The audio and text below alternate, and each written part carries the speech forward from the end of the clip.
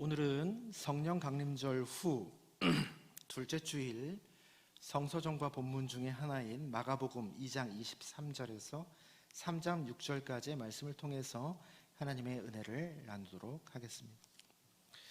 오늘 본문은 성경 말씀이 다 그렇지만은 예수님을 참 이렇게 잘 알 수 있게 해주는 그런 이야기라고 저는 생각합니다. 예수님 보시면 이렇게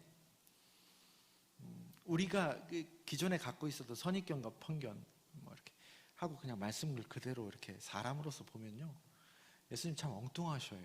엉뚱하시고 어떻게 보면 좀 무모하시고 거침이 없으십니다. 그 당시에는, 지금도 말씀을 보고 그랬을 텐데, 그 당시에는 그 예수님 보고 더 그렇게 아마 느꼈을 것이다 생각이 됩니다. 파격이죠. 파격이 뭐죠? 격을 깨뜨리는 거예요. 일반 우리가 기존의 그냥 사고방식, 그냥 이렇게 우리가 불편하지 않는 선들이 있잖아요. 그걸 깨뜨리면서 이제 틀을 무너뜨리는 모습들을 많이 보여줍니다. 특히 오늘 본문이 그런 두 가지 이야기 겹쳐 있는 거죠. 율법에 안식일에 하지 말아라 라고 할 것을 서슴없이 하시는 장면이 오늘 본문입니다. 하나님이 주신 율법을 말이죠, 글쎄 하나님의 아들이시라는 분이 깨뜨리면서 다니시는 거예요. 2장 23절부터 28절까지는 제자들과 밀밭 사이를 지나가시다가 배가 고파서 이삭을 손으로 이렇게 잘라서 먹는 거예요. 제자들하고 예수님하고. 이게 도둑질을 한 것은 아닙니다. 남의 밭이라고 해서 낯을 대면 도둑질이었어요. 그리고 그릇을 가져가서 그릇을 가지고 이삭을 챙기면 도둑질이었어요. 그 당시 율법. 그러나 손으로 잘라 먹으면 그것은 배고픈 사람들을 위해서 마련해 주신 신명기 23장 25절에서 하나님이 그 정도는 넉넉하게 공동체에서 담보해놔라. 다만 낫 들고 와서 그냥 막 확 긁어 오지 말고 그릇을 담아서 챙겨오지는 말아라. 그냥 배고픈 거 해결하고 이삭을 잘라 먹은 거는 그거는 그냥 사람 사는 세상에서 넉넉하게 흐르는 것이다 라고 신명기 23장에서 말하고 있죠. 근데 거기까지는 괜찮은데 이게 안식일에 이런 일을 했다는 거예요. 안식일에. 신명기 5장에 보면 안식일에 대한 계명이 나오죠. 10계명. 안식일에는 아무것도 하지 말라라는 것이 하나님의 명령이었고요. 추상 같은 명령입니다. 또 그 뒤에 이어지는 3장 2절부터는 마찬가지로 안식일 회당에 들어가셔서 예수님이 한쪽 손 마른 사람이 있었는데 오늘 본문을 보면 3장 2절에 보면 저 예수가 안식일을 어기는가를 주시하고 있었다는 것을 오늘 본문을 기록하고 있습니다. 그동안 많이 그렇게 넘나들었으니까 계속 지켜봤겠죠. 또 그러나 아니나 다를까 예수님은 아랑곳하지 않고 그 사람을 치유하십니다. 역시 안식일에 아무것도 하지 말아야 하는데 뭔가를 한 거죠. 여러분, 지금도 이스라엘에 가면 안식일을 철저하게 지킵니다. 그게 이제 문화가 돼버린 거죠. 그래서 여러분, 이스라엘 가신 분들은 경험해 보셨겠지만 안식일 전용 엘리베이터가 있어요. 안식일에만 운영되는 엘리베이터, 한 건물에. 그거 꼭 마련해 놔야 됩니다. 엘리베이터 우리가 타면 어떻게 합니까? 여러분, 지하에서 타셔가지고 3층 누르셨잖아요. 그렇게 이제 가고 싶은 층수를 눌러야 되는 거잖아요. 근데 안식일에 이거 누르는 거 이거 하면 안 되는 거예요. 그래서 안식일 엘리베이터는 어떻습니까? 내가 가만히 있어도 매 층마다 열리는 거예요. 그래서 매 층마다, 그래서 이거 누르지 않도록 하는 엘리베이터가 아직도 이스라엘에 가면 있습니다. 그렇게 철저한 거예요. 근데 그 당시는 어땠겠습니까? 더 철저했겠죠. 근데 예수님 왜 그러셨을까? 예수님도 유대인이었는데, 하나님의 아들인데 하나님이 주신 율법을 왜 이러셨을까? 율법도 소중한 것이죠. 근데 여러분, 안식일이 뭡니까? 안식일. 예수님께서 오늘 문제가 됐던 이 안식일이 뭡니까? 출애굽할 때, 출애굽 시에 일단 홍해 건너게 해주셔서 일단 살려놓고 시내산에서 앉혀놓고 주신 율법이죠. 그 전에 출애굽하기 전에 애굽 땅으로 가기까지의 스토리를 우리는 창세기를 통해서 알고 있습니다.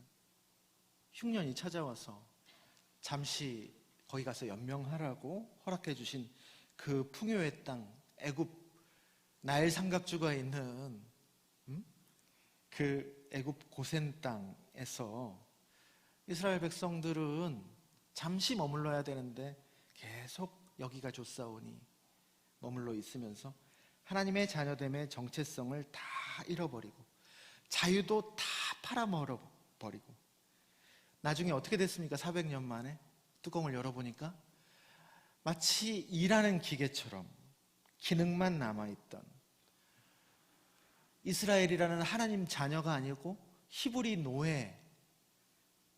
노예들로 존재하고 있었던 거예요.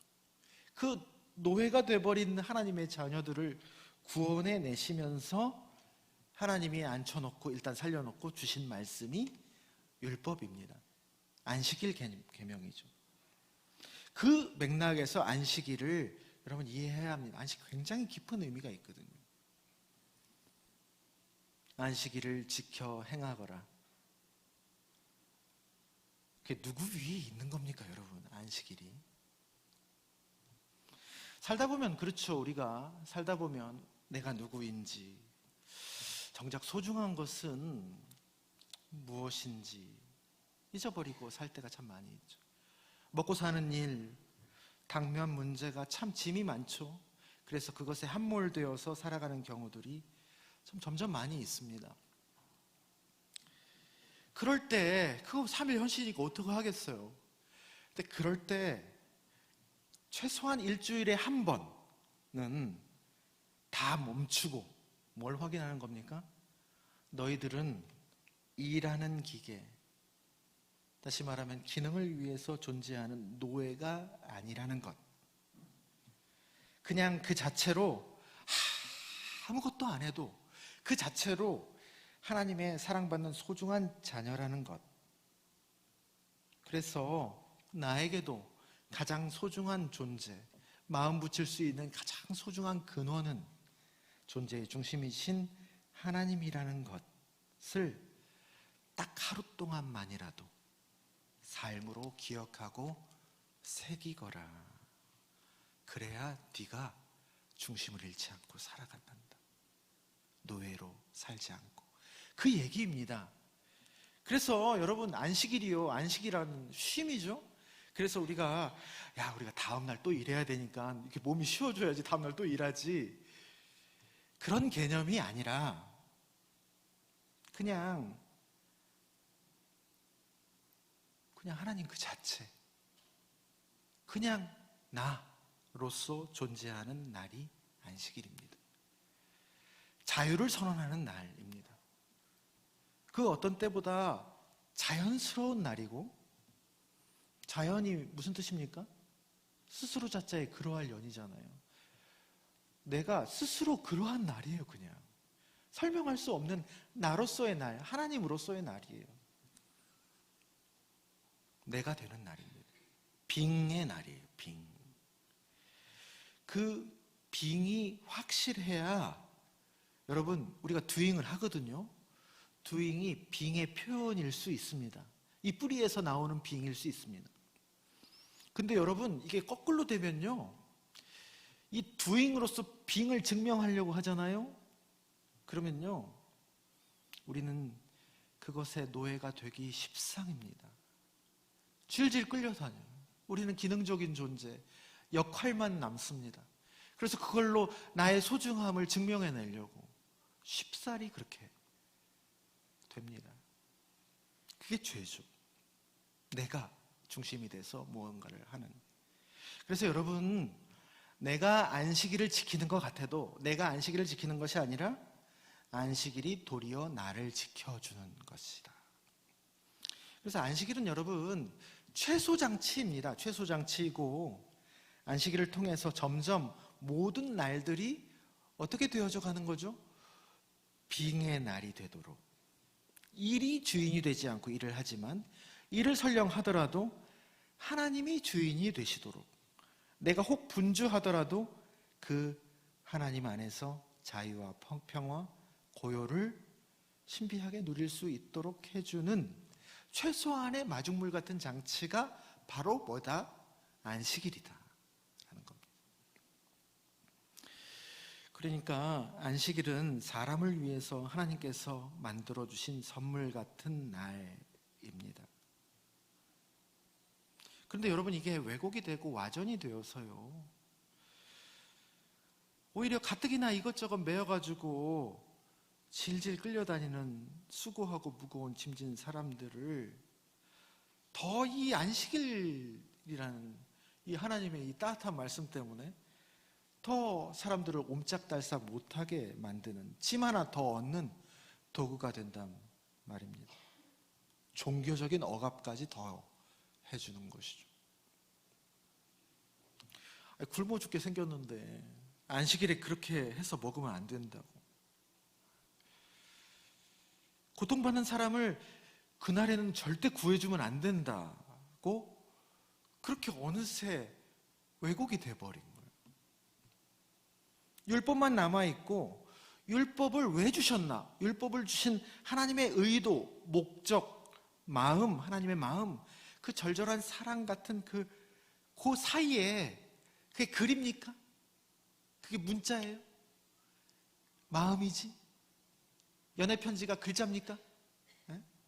그 안에 있는, 행간에 있는 마음이지? 그 본질이 빠져버린 거예요, 어느새.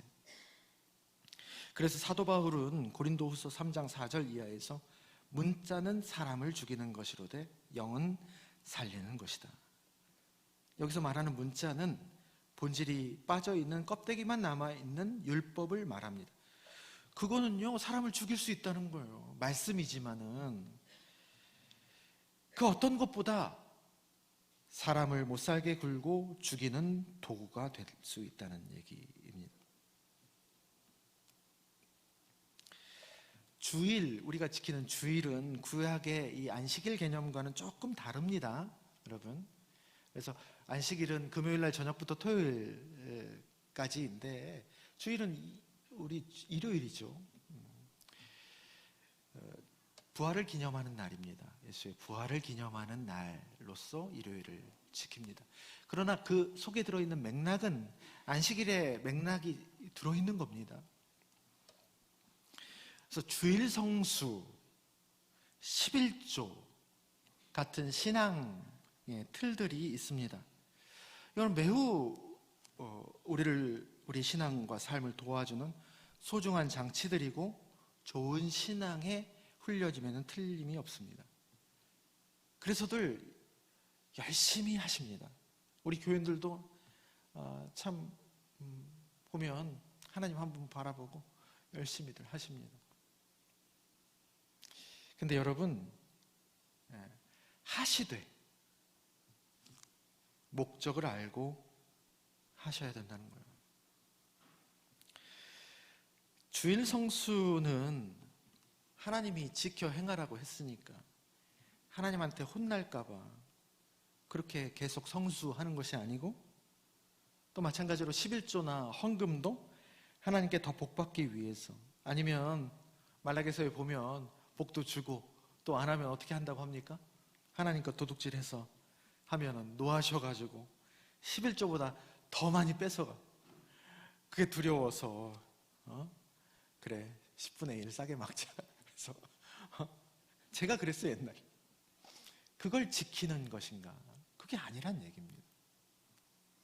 여러분, 혹 그렇게 말하고 가르치는 교회나 지도자가 있다면 속지 마십시오. 절대 사실이 아닙니다.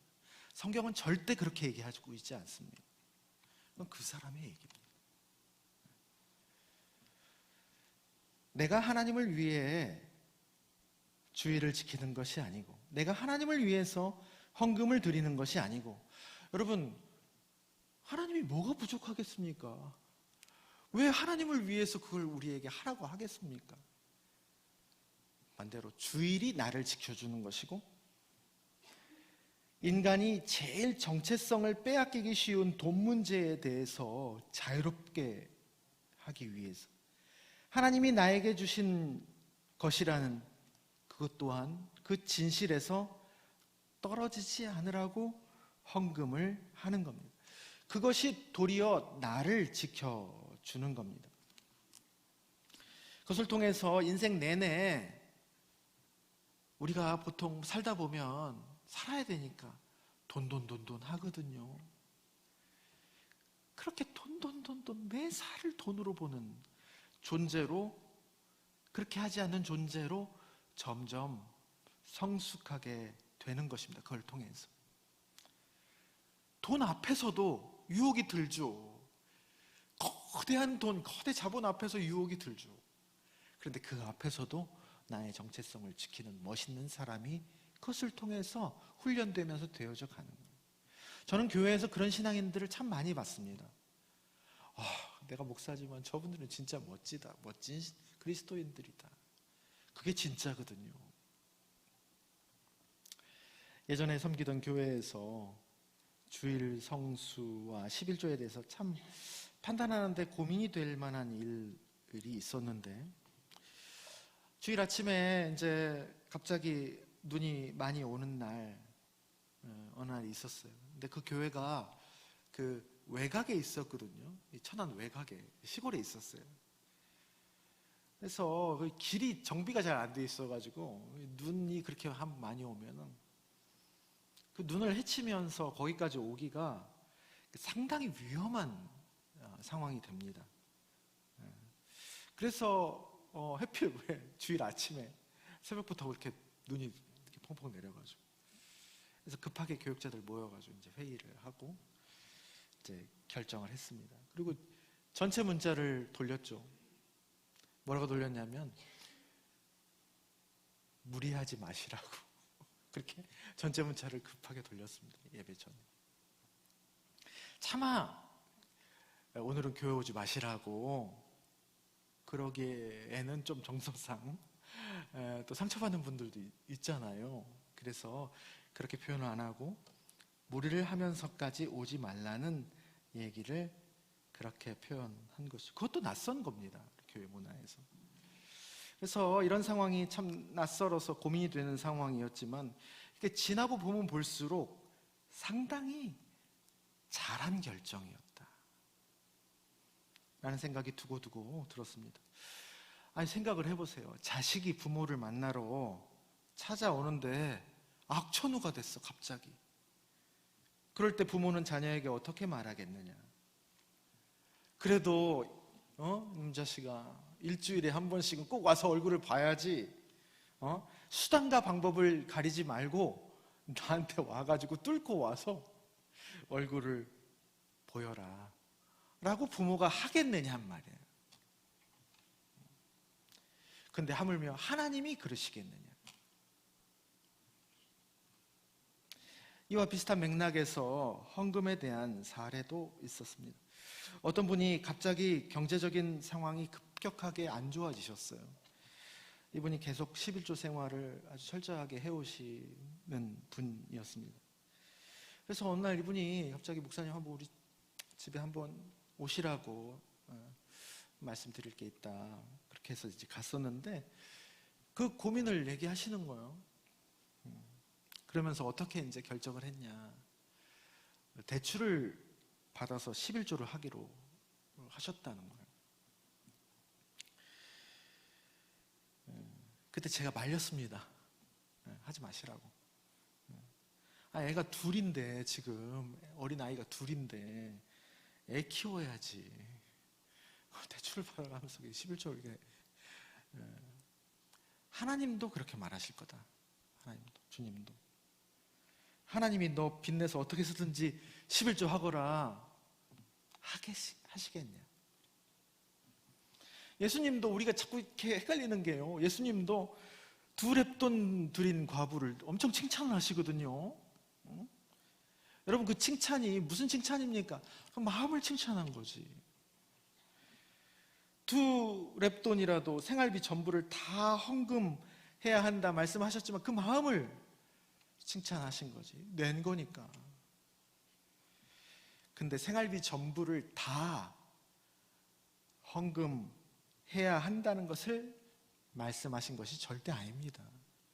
그래서 아마도 예수님이 미리 아셨다면 과부에게 뭐라고 말씀하셨을까? 하지 말라고 그랬을 거예요. 하지 말라고. 너 살아야지. 그렇다고 저는 생각을 합니다. 우리는 어떨 때 보면요, 하나님을 너무 예민하고 째째한 분이고 일거수일투족 다 문제 삼는 그런 빡빡한 분으로 여기면서 오히려 예수를 안 믿는 사람보다 경직되게 신앙생활 또 삶을 살아갈 때가 적지 않은 것 같습니다. 오늘은 얘기가 좀 많네요. 제가 평상시에 그렇게 예화를 잘 안 쓰는 편인데 뭐 그럴 때도 있죠 뭐. 제가 예전에 청년부 목사였을 때 청년부 회장과 리더가 이제 결혼을 하게 됐습니다. 대표 선수 2명, 믿음의 대표 선수 2명이 청년부 안에서 연애를 해서 결혼을 하게 된 거죠. 둘 다 아주 신실한 청년이었습니다. 아니나 다를까 결혼 전날 저에게 찾아와가지고 목사님, 저희 결혼식 마치고 첫날 밤을 기도원에 가서 철야를 하면서 기도를 하면서 보내려고 합니다 라고 말을 하더라고요. 그래서 목사한테 그런 얘기를 하면은 이제 목사가 막 엄청 좋아하고 반색을 하면서 이제 역시 너답다 그럴 걸로 이제 예상이 되잖아요. 대체적인 분위기가. 그래서 제가 그런 얘기를 하길래 야, 무섭게 왜 그러지? 꼭 그러지 않아도 돼. 물론 그 마음 하나님께서 귀하게 보시겠지만은 첫날 밤에 좋은 호텔에서 둘이 샴페인도 한잔 짠하고 그렇게 즐겁고 행복하게 보내거라. 하나님도 그걸 분명 기뻐하실 거다. 그랬더니 동공이 막 흐르더니 목사님 정말 그래도 돼요? 그러더라고요. 아이 그럼 그래도 되고 말이에요. 만약 하나님이 책임을 물으신다면 그 책임 내가 가져가마. 그러니까 걱정 말고 갔다. 감사합니다. 그러면서 갔어. 걱정하지 말고 평생에 하루밖에 없는 날을 지극히 행복하게 보내거라.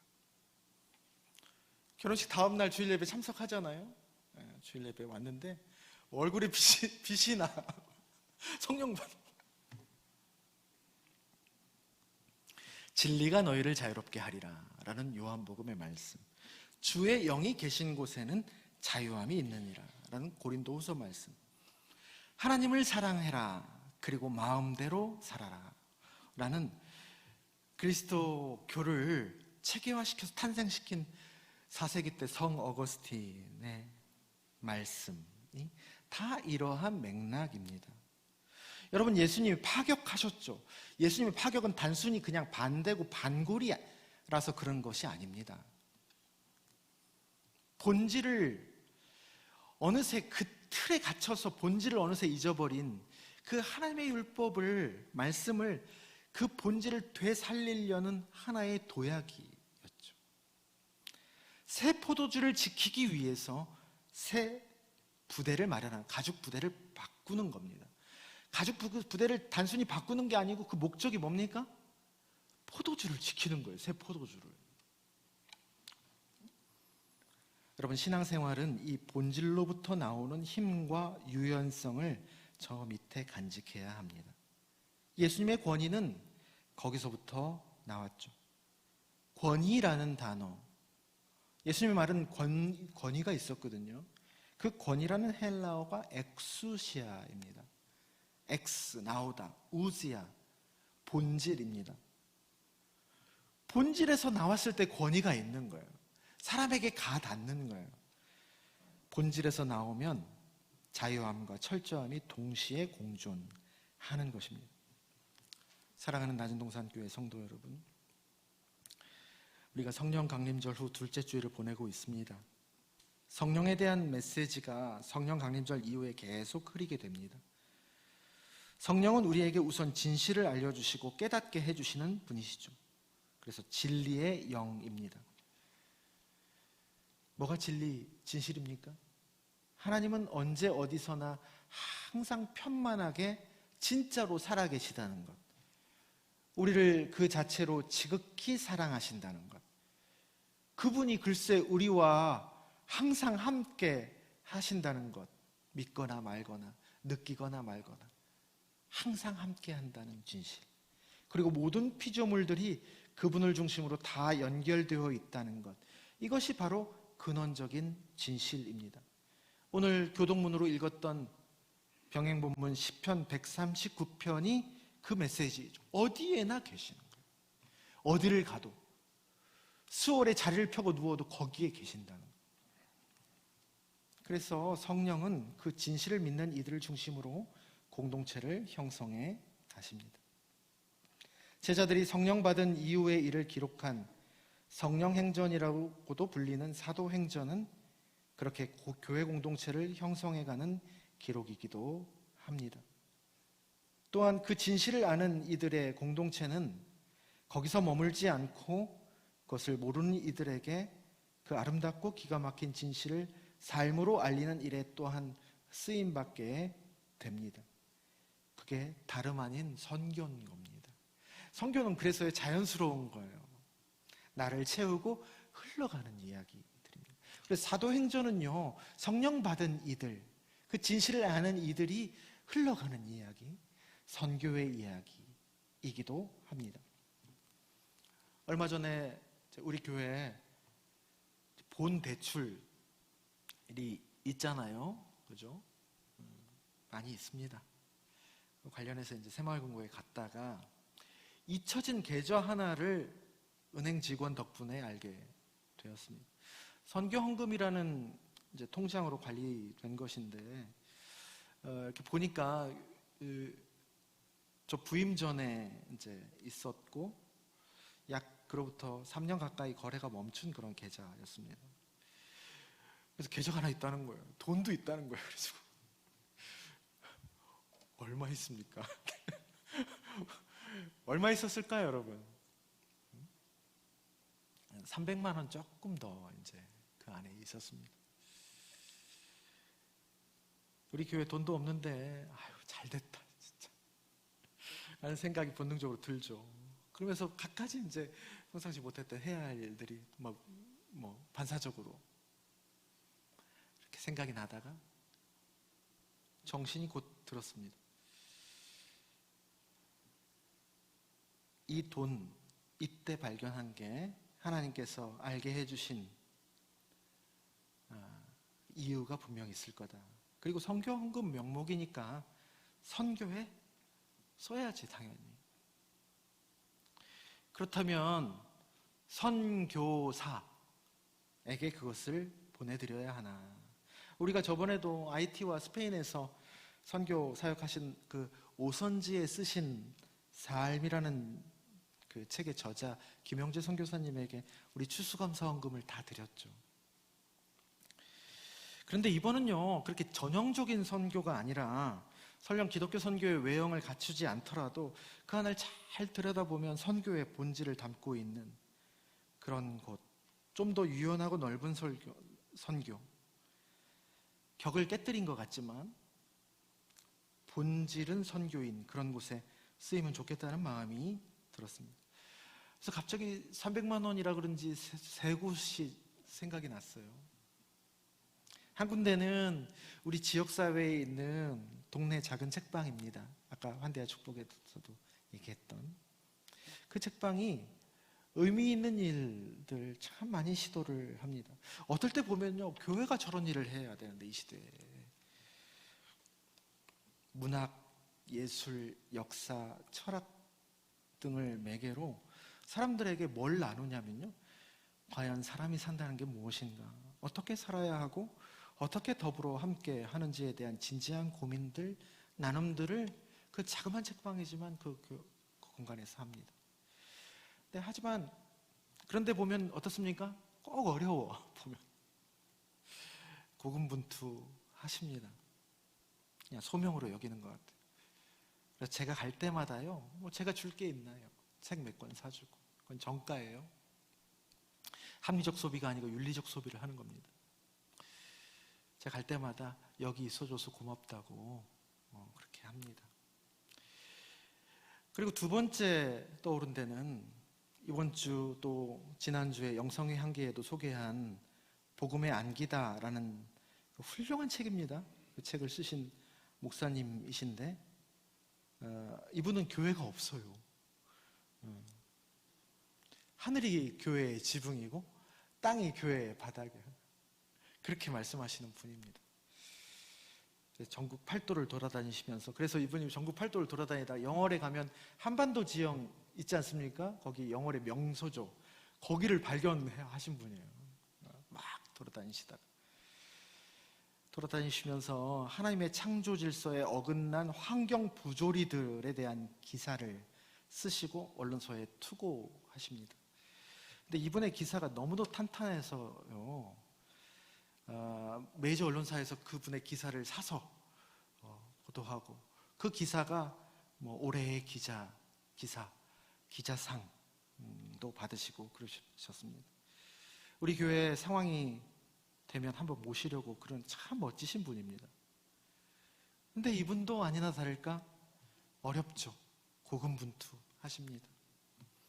그리고 마지막 세 번째는 또 한 분의 목사님이신데, 이분도 소명으로 생각하시는 것 같아요. 소명을 가지고 아주 좋은, 그래서 때로는 너무 좋아서 너무 두꺼운 신학서적을 기획하시기도 하고, 번역해서 또 출판해서 소개해주는 출판사를 운영을 하십니다.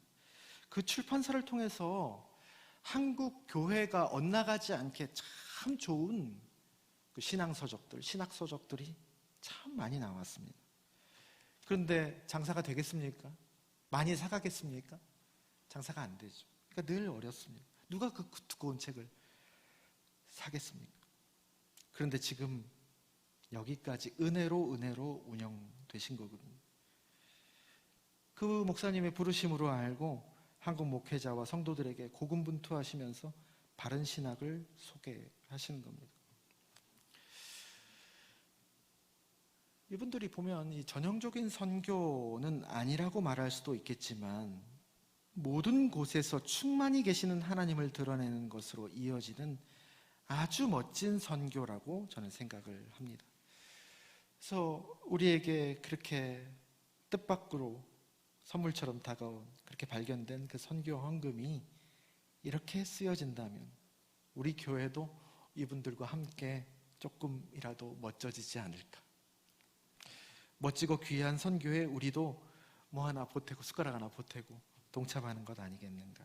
큰 보탬은 아닐 겁니다.